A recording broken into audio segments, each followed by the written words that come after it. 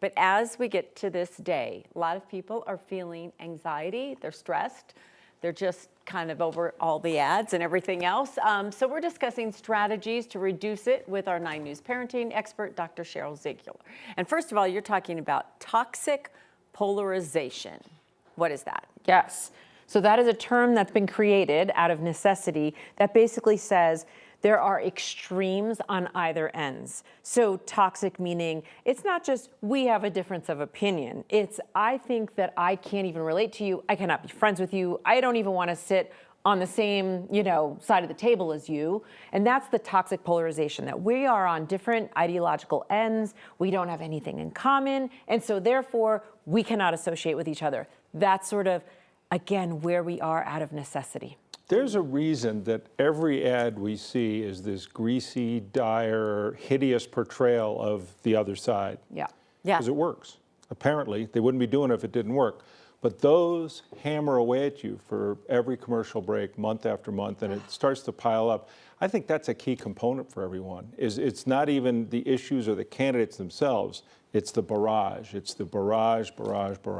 It is, and it's so strong that you can't help but go, well, maybe there's some truth to that. Even if maybe I don't believe the whole extreme of this, there's probably some truth. And so then you think that on one side, you think it of another. And again, we're not really talking about issues. This isn't an issue-driven polarization. There are some.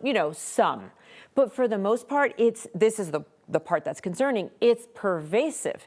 It's just, if you identify red, blue, this side, that side, it's this feeling that I don't even like you. Not even I don't agree with your point. I don't like you. I don't trust you. And that's what creates this. That's the point of the ad. And you wonder, will the populace, because that's the customer, that's why they do it, will we ever reject those to the point where they become ineffective? Because it's hard to see right now that day is coming. And psychologically speaking, it'd be really, really hard. There's actually, out of Columbia University, there's a lab that they have there on how to have difficult conversations. And I think I saw something that they're predicting it could take, even if we worked on it, it would take something like 2 decades from now for us to be able to turn from this toxic polarization. I believe it. Right, so 2 decades from now.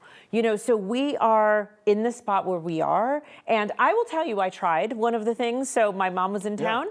And she has pretty strong opinions on another end from me. And so I did some of the things there's a book out. And so I read some of it and I heard a podcast. And so I did some of the things and they are somewhat effective. Number one, they say, if you're gonna have hard conversations, doing it while you're walking is effective, so that you're in motion. It's not like, let's sit down. That's too intense. But come take a walk with me. And so that's one tip, and I found it effective. The other one is to think ahead of time, because like we were talking about before this, it's probably going to be days, maybe it could be, until we have a final result. So I think the anxiety is going to increase over the next few days. So just saying things like, hey, let's get together. Let's just not talk about this election thing. Let's just wait. Let's talk about, whatever would be fun for you, the holidays or a trip for next year, so that we can preserve our families, our friendships, our connections, because it is this kind of polarization that has people saying, I just can't talk to them anymore. Well, those relationships were likely healthy before all this. And as a parenting expert, I also think our kids are hearing all of this. And that's the thing. If nothing else, just think your kids are listening. Don't do this. Don't do it. Absolutely. So, okay. Well, Dr. Cheryl Ziegler, you're going to be back, I think. Thanksgiving's coming. So that's the next discussion, how we get through that. Yes. Thank you so much. Thank you.